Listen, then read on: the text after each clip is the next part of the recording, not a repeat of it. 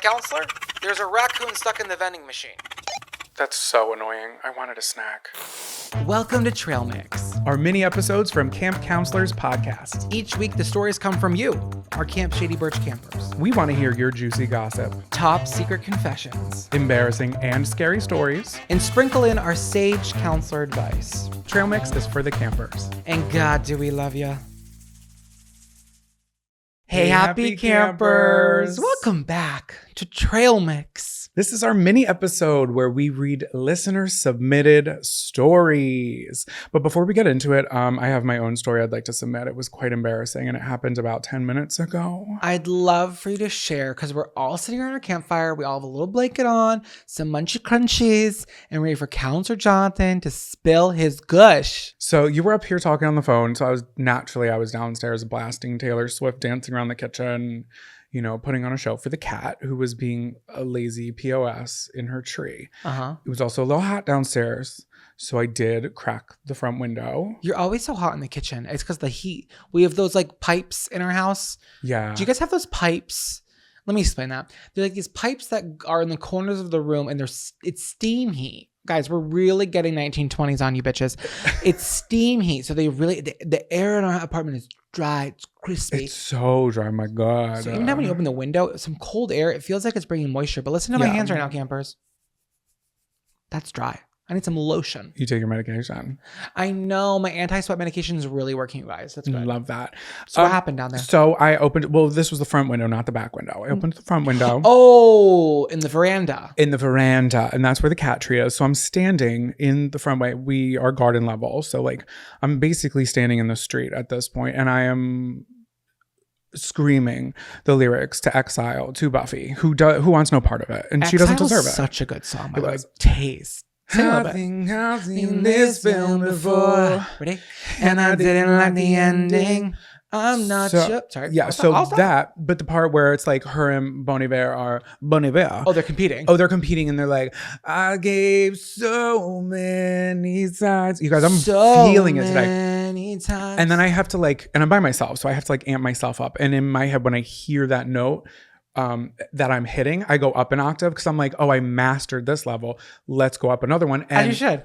To go up a level, obviously, to the trained singer, you have to be to the trained singer campers. You have to be louder because that's how it works. You've seen the videos of the people in the garages who are bending over, belting out because you have to be loud. You have to scream. When you can't hit the note, if you're louder, hopefully you'll get there. And that's what I was feeling. Someone tell Constant Wu that when she was doing her little shop of horrors on the Today Show. That was not good. She went high and I went low in the comments. Yeah. Keep going. I'm sorry, babe. So I'm singing in the cat's face and I was thinking in the back of my head, I was like, oh my God, I should probably quiet down. We have neighbors outside, but it's New York and people just yell in the streets all the time. And I look up. Who's there? Our upstairs neighbor at the bottom of the stairs on the other side of the window staring at me. Which one? Third floor or second Third. floor?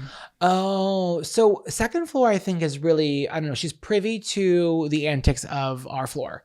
She's used to it. But third floor, I don't know if she gets a real taste of it as much as second floor does. So it's good to keep her aware. It's good to keep her on her toes of what can happen on the garden level. And I was holding my laptop in my hand because I didn't even have my phone. I didn't have my iPad. Did you phone need was lyrics? up here. Well, I know I needed the speakers. So I'm holding it up like this, like a pizza above my head. And I'm singing to Buffy, serenading her, if you will. And what am I supposed to do? I'm like, oh, got an email. Let me check this really quick, pretending I'm going about There's something no saving else. that. Did Buffy enjoy it? What was her ear placement? Was she giving barn owl? She was giving barn owl. They kind of went back. She opened one eye and then she closed it.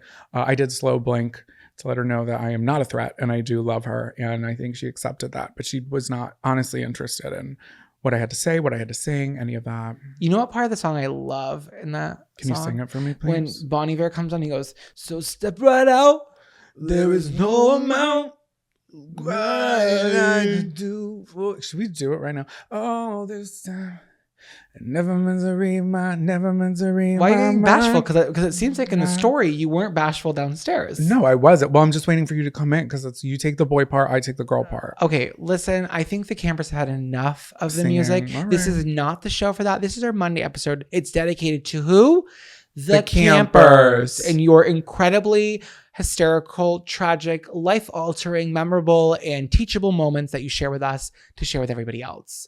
We learn so much from you, and we love to spread your juice. Okay. The juice. Today we're just spreading the juice. Okay, so what kind of stories have you got going on? Let's get into it. Yeah, I have a confession, which is an international white lie that leads to a stunning performance. And I've got Grandpa's X-rated Christmas gift. I have a story about hotel hell in the plumbing department. And then we've got advice for a camper potentially becoming bunkmates with her parents. Exciting. Let's get right into it. Get out of the water and onto the dock. You're not going to believe what I just heard. Welcome back to Gossip Doc. Campers, spread that tea. We want to hear from you. This isn't your confession canoe. This is Gossip Doc. This is about someone else. We love that. Yeah, let's spill the tea off the dock, into the pond or lake or river, like the Boston Tea Party. I have a question really quick about the Boston Tea Party. It's not, no, because we're not doing this already because you're going to say it's a conspiracy theory. No. I'm not saying it's a conspiracy theory. However, and maybe I'm wrong, but did they ever find the crates that the tea was in? Because here's the thing. This is the conspiracy theory that we're talking about. No. It's just a question. I'm not sending it out there as if they didn't. I'm questioning. It's a simple Google search away, which I'm capable of. I'm sorry that the Boston Tea Party anthropology department wasn't set up yet for them to go down and deep dive like the Titanic to get rubble for you to prove your point here. Well, it was a port, so it wasn't that deep. Listen, this wasn't the Dark Ages. People had pen and paper. There was the printing press. Gutenberg, ever heard of him? It was published in the local news. Watergate, ever heard of it? Yeah, I don't trust anybody. Anyway, let's get into Gossip Doc. This is the part of the show where you guys share stories of your gossip. I don't know. It's just like gossip. It's tea, and I'm going to read it. Okay, so here we go. Hey, counselors. In honor of the holiday season, I'd love to share a story about my pap. May he rest in peace. After Grandma died, we started to question if Grandpa had dementia. He used to sit at home, eat turkey sandwiches, drink Miller Lights, watch Everybody Loves Raymond, and eat his cheesy pretzels. So it's fine, right? We had nothing to worry about. Live your life, Grandpa. But one Christmas, we figured it out. He was a man of his time, so we always got gifts from catalogs. I got a lot of toolkits, a few watches, a pen when graduated that said congratulations. That's clever. That's clever. And in parentheticals, which we can agree is clever AF. Anyway, one Christmas, a few years after Grandma died, we all sat down to open gifts with pap. My mom got a rosary. My dad got a cross necklace. A lot of my cousins opened up cute toolkits, a Grandpa classic, or a watch. That year, I got a little bear, and if you squeeze his tummy, it says a prayer, which, God bless, I was pregnant at the time, out of wedlock with my now husband, and I still got the prayer bear. That's cute. But when we get around to my aunt, let's call her Sandy. She's always been a bit of a party animal and a little bit of a gossip. So she opens her gift and looks a bit dismayed. I was a little far away, so at first I thought, oh, cute, Pap got her a wine stopper. It was pink, a little big for a wine stopper, but it was Grandpa. We quickly realized it was not, in fact, a wine stopper. It was a butt plug. Hey, Aunt Sandy. My family is incredibly religious. This is what makes it worse. My family's incredibly religious, so everyone laughed it off awkwardly. But as the night went on, my aunt got more and more upset. We all decided it was in everyone's best interest to get drunk that night and make light of it. Everyone went home and it was never mentioned again. I'll be honest, campers, everyone decided that night that Grandpa had dementia, but in my mind, was he showing signs of early dementia? Or was he just playing a little trick? Maybe he was a genius, maybe he wasn't. But either way, he saw me and thought of Jesus, and he saw others and thought of butt plugs. My son is now 6 and he still owns the prayer bear. But does Aunt Sandy still have her butt plug? I'll never know. I'm curious, what kind of catalog was this that had a butt plug in it? Sears? Yeah, that's a curious question. I don't know. Maybe it was like, oh, I was going to say, what channel is he watching? Because I feel like people order things online like that. Something similar to this happened to me. What was it? So we do white elephant gifts. And we were all sitting in a circle. There was like maybe 10 of us. And it's like my immediate family and then my cousin Mark and his parents and everybody. And we get around to my gift. And mind you, this is the end of the night on Christmas Eve. And that's like the drunkest I will be all year is pretty much that night. Like not even New Year's Eve. It's like usually Christmas Eve, I'm blackout. So it gets to me, I open my gift and it's in a box and all I see is like a cylindrical green phallic looking item. And I'm thinking, I'm like, oh my God, like my cousin or my brother or my other cousin, like somebody bought a dildo because it's something that one of them would do to embarrass everybody in front of like the whole family. So I go, oh, a dildo.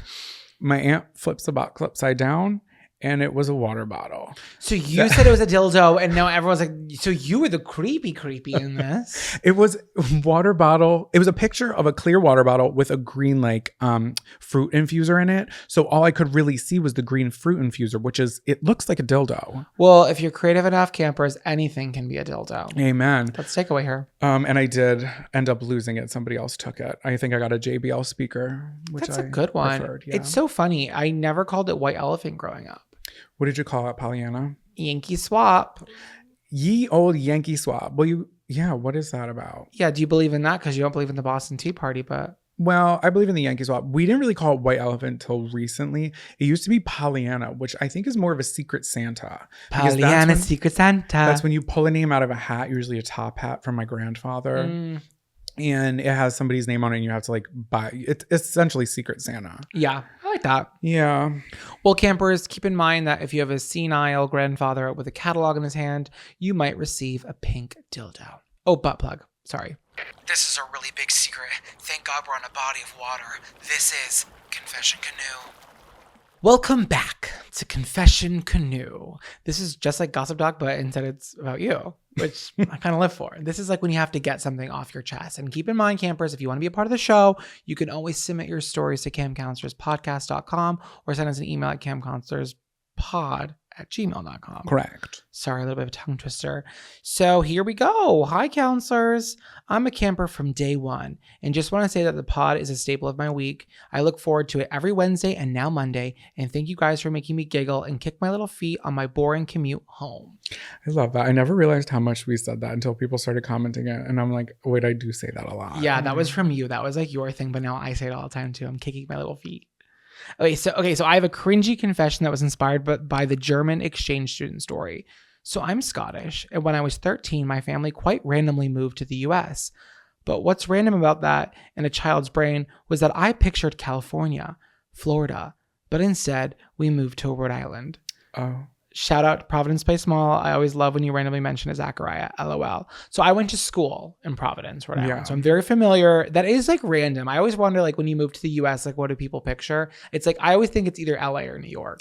Mm-hmm. So when you end up somewhere that's not there, you're like, wait, this isn't like the show. Or maybe like the middle of nowhere, like flat country. I don't know. I think you personally love to like romanticize the Midwest. So I think you would think that. I don't romanticize shit. You love the plains. Hey, country girls make do. Simple life out here. Land of Lincoln. Anyways, needless to say, I have never heard of Rhode Island, and the whole theme of this story is nobody in my school really knew anything about Scotland. Albeit we were 13 years old, but you Americans really love to refer to Europe as just one big country/culture. So my first few weeks of school, I was absolutely terrified. New school, completely different from my home, and no friends. Hard at 13, of course, too. Lucky for me, my funny accent came in handy for chatting. People started to ask me questions like, what's it like in Scotland? Do you live in a castle? And one girl legit complimented me on how good my English was. Oh, that would be so me. I'd be like, wow, like, congrats on the Duolingo scholarship. Like, you're killing it. I know. Anyway, I'm running with it because I have no friends and I'm getting some sort of attention. Until one kid, Joey, asked me a question. Here's some context for Joey. If I was to picture an all-American jock idiot with only 2 brain cells to rub together, it would be Joey. He asked me, have you ever seen snow? Suddenly, everyone in the room gasps and looks at me excitedly. I panic and say no.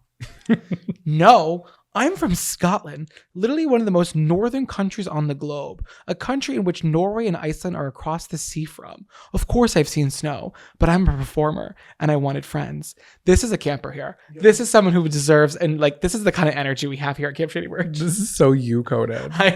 I'm a performer. So I had to stick to my guns and keep it up.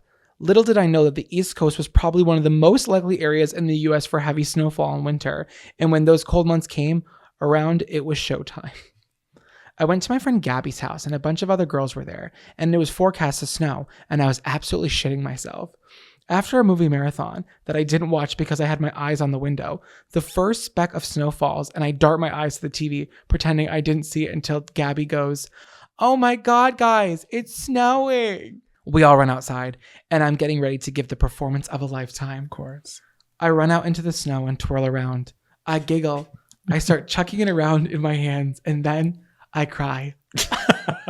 That is so I'm picturing the end scene of Edward Scissorhands. Did you see Edward Scissorhands? Yes. When Winona Ryder is like this and it's just like clearly paper falling from the sky. That was her reference for sure. Yeah, 100%. To this day, I want to absolutely die when I think about it. Most of all because I will have assumed since 2009, my entire class has probably realized that Scotland does in fact have snow in the winter.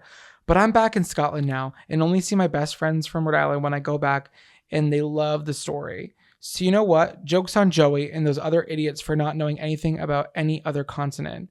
Yours sincerely, Scottish Espionage in Cabin 14. That is funny. That is clever. So funny. I'm sure every time she sees snow, like her heart like winces a little bit. She's like, ugh. That is very Camp Shady Birch. But it's also like you really can't be mad at other people because you thought you were going to end up in California. No, I just like love the fact that like nothing in that moment made her lie. She could have been like, yeah, we have snow, but like no, and then having to like keep up the charade when you lie like that, it takes a toll. And the fact that she's like looking out the window like at the snow, and as soon as it starts snowing, she's like pretends she doesn't see it. She's like, here we go, let me practice my twirl. Imagine the teacher who's like listening to this. She's like, wait, I'm a geography teacher, I know where you're from, like please bitch. Yeah, she's new, she's just trying to make friends. But we love a Scottish camper. Some snow is like whatever, but then other snow, it's giving in a way that like when you go outside and the flakes are so like big and fluffy, and when they land on your clothing it sticks for a minute and your cheeks are rosy and suddenly everything feels like a movie. It didn't snow in New York last year, guys. No. Isn't that crazy? We haven't had snow in so long. Global warming is scaring me. Are we qualified to be giving advice? No.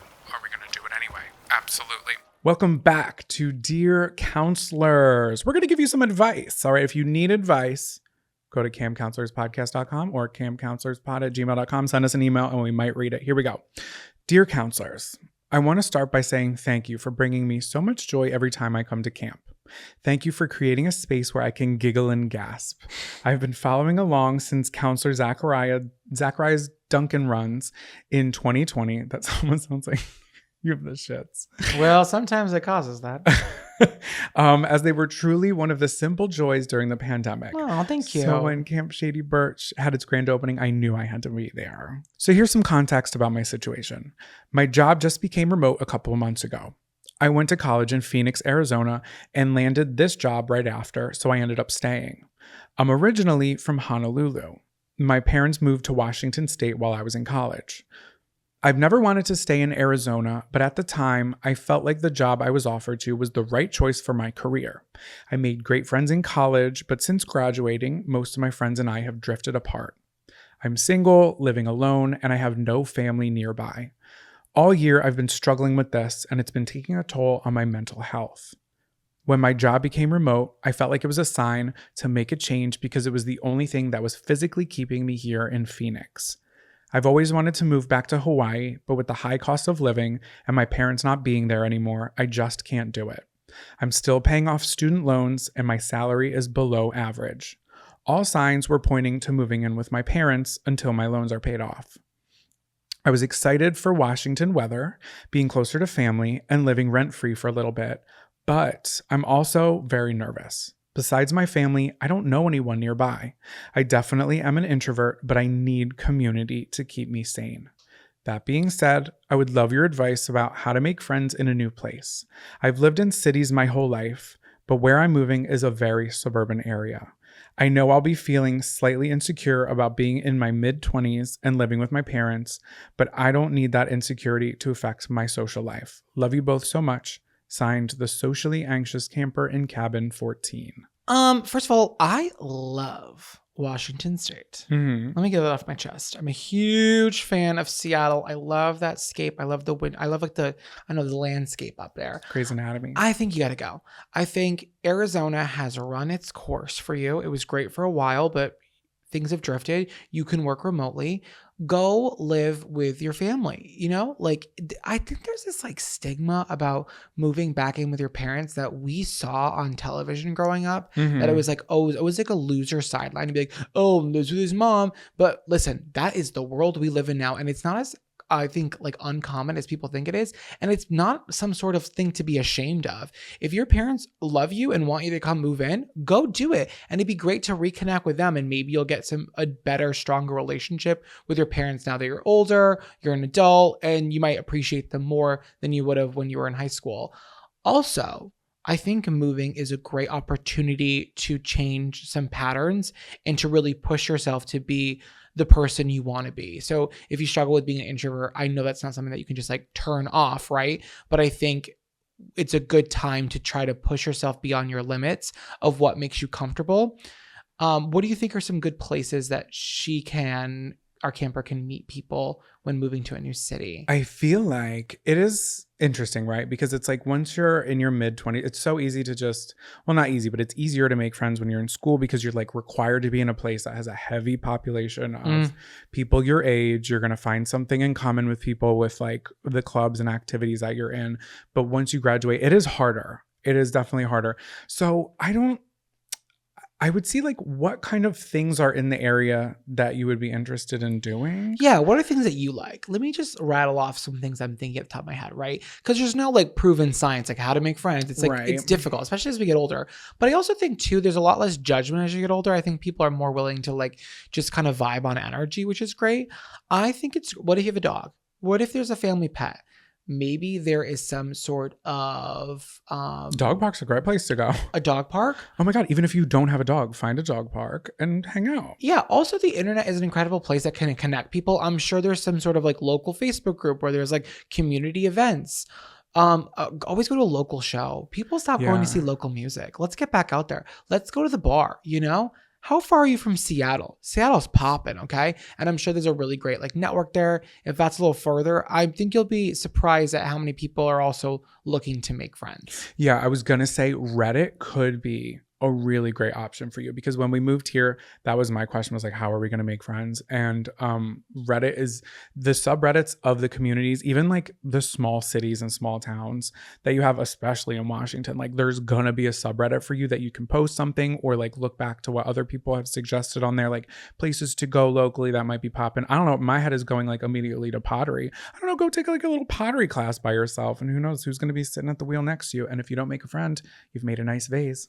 Yeah, I think it's just great to do things that really fill your cup. And then in those kind of energies, you can meet somebody like romantically, platonically, just surrounding yourself with good people. But just be kind to yourself. You're going through a really major transition. So not everything's going to happen overnight, but make the move to Washington. Arizona's run its course and that's great. Washington's beautiful. Your parents are there, and give yourself some grace and some time to settle in before you start checking things off your like boxes of like what needs to get done. Everyone's on their own course. There is no blueprint to life. So just be kind to yourself, please.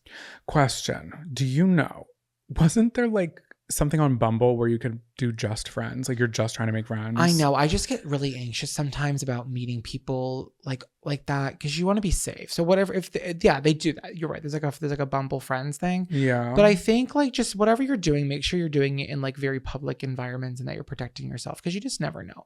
The internet can be a crazy place. It really can be. But hey, if anybody out there has a story where you've met a friend, like a platonic friend, or you had a crazy story about someone through Bumble or a dating app that was just for friends, let us know. We'd love to hear. Yeah, anyone who's ever made friends as adults in a creative way, we'd love to hear that at Camp Shady Birch. I feel like this was a really great write-in, but I'm sure you are not alone. I think that's a very common kind of way that a lot of us feel as we get older. Wait, I love that. Yeah, we'll read that on like an upcoming one because I'm sure like everybody could use advice, people who aren't writing in. That's a good question. Yeah, thank you for writing in, camper.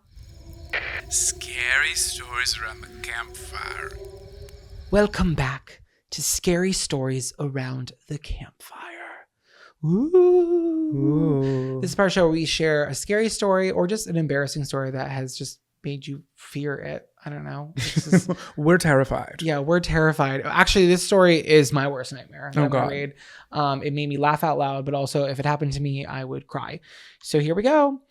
Dear camp counselors, I was listening to your Thanksgiving episode and you talked about Brown Friday. Roto-Rooter's busiest day of the year.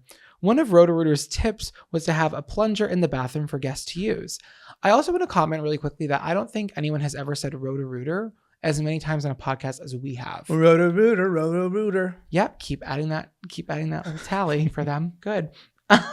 Well, do I have a story for you? I love when you guys say that. When I was a tight, young 20-something grad student, go off, queen, I had to go to an academic conference with a bunch of my lab mates. I ended up having to share a room with a new grad student who was from abroad. Her and I got along great. It was fine, but still kind of weird to share a room with someone you just met. It's like so weird. Anyways, cut to me having to use the bathroom in our hotel room. I am normally a shy bathroom user and will do a courtesy flush so no one can hear me do my business. Very respectful. And that really is a courtesy. So like you're doing God's work. She was in the bathroom area and I guess I used too much toilet paper and the toilet paper clogged. And what followed was the single most mortifying 30 minutes of my entire life. A brown waterfall started to cascade over the toilet's rim, and in my panic, I started to sop up the water with towels. I looked for a plunger, but it wasn't there. Not behind the toilet, not under the sink. In my panic, and with no way to unplug the toilet. Oh, I get it. Like unplug it. I thought she meant like unclog it. Yeah, but unplug. I thought of like, was there a plug on the back of this thing? Okay. I ran into the room and asked this new person I just met to get me a plunger. She started to laugh, which lightened the mood. But then she offered to go into the bathroom and look. I screamed no, and just begged her to help me somehow. Looking back, I'm not sure how she helped, to be honest. I remembered seeing a janitor's closet on our floor when we first came to our floor, and I ran to it to check to see if they had a plunger. It was locked. Then, in my shame, with head hung low, so low, I went to the front desk to ask for a plunger. The conversation is as follows. Me. I need a plunger. Front lady desk. Why? I clogged the toilet. Please, I just need a plunger. I was like an embarrassed Oliver Twist. Please, sir, can I get a plunger? Oh, I will call a plumber. No, just a plunger. I just need a plunger. I don't need anyone up there. I get it. It's a private moment. It is. I can handle it. Just do what I need you to do, please. I can't do this. I think she finally understood the gravity of the situation, and a small smile played on her lips. She told me she would have to go get one, and she said to go upstairs to my room and wait for the plunger to be brought up. Humbled, close to insane laughter and tears, I crawled back upstairs to sit and wait while the poopy floor lay uncleaned. Oh my God. I think I forgot to ask for extra paper towels. She ended up having someone bring a plunger, but not before I had gone down again to remind her. At that point, she was at the desk with one of the other workers, and I think that bitch told them what happened to me. Of course she did. Of course she did. I would too. I'm sorry. It was the single most mortifying moment in my life, but one thing is clear. Who doesn't have a plunger in the hotel bathroom? Thank you for what you do. Love, the plungerless camper in cabin 2. We get it? Number 2, we need to put plungers in hotel rooms similarly to the way that a fire extinguisher would be in one. Just for emergencies, it can be out of sight, but just to know that it's there is important. I don't think I remember seeing plungers in my hotel room either. That's what I'm saying. I don't think I've ever seen a plunger in a hotel room. Usually hotel rooms have that like industrial flush, which you feel safe with. You're like, oh, this is going to go down. Like a Target one, it's like, that's going to go down well. Yeah. But maybe this was some sort of antiquated system at the hotel. Either way, you went through it and there was no way to do that gracefully. You did your best and you had to weather that storm for you to be here today.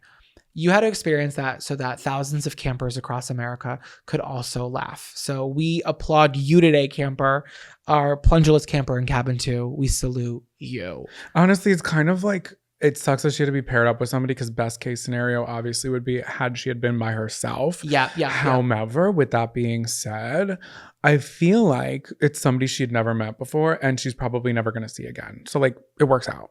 Somewhere in the country, that girl is retelling that story from her perspective. The story's been retold, let that be known. It might even be on Reddit. Yeah, by the plumber, not the plumber, but by like the front desk lady. Front desk lady. Yeah. Oh, God. Well, thank you so much for tuning in today, everybody. Another fantastic episode here at Camp Shady Birch. Yeah, if you guys have stories you want to write in, you want us to read them, you can send them to campcounselorspod@gmail.com or go to our website, campcounselorspodcast.com. There's a little write-in tab and you can send it that way. Yeah, and if you haven't yet, please rate our podcast 5 stars wherever you listen and leave us a little review if it's not too much work. We always appreciate that for our podcast. Yeah. And with that being said, Lights out, campers.